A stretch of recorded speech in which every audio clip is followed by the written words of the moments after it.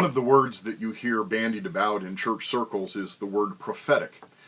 You'll hear preachers say, are you going to speak a prophetic word? You'll hear critics of the church and social critics of society say the church needs to speak a prophetic word. So what does that mean? Well, here's my understanding. A prophetic word is the application of a biblical truth, an ancient biblical truth, to a current contemporary situation.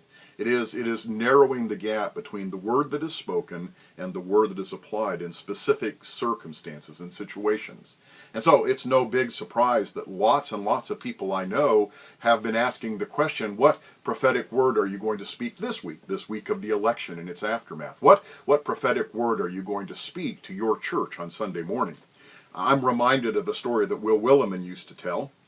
He talked about a time when he was a local church pastor back in the early 1970s in South Carolina. The bombing of Cambodia during the Vietnam War had begun during the Christmas holidays, and it was outrageous to Will's perspective that when we gather to celebrate the birth of Christ, that there should be an uptick in the violence of the war. And so he called the Episcopal priest, a next-door neighbor, a man with whom he was going to do the Christmas Eve service, and he said, we got to do something. What are we going to do? What prophetic word are we going to speak on Christmas Eve to our people? And the Episcopal priest said, I've got it. I've got the right word to speak. He says, let's tell the Christmas story like it's never been told before. And let's celebrate communion like we really mean it. And Will said, huh?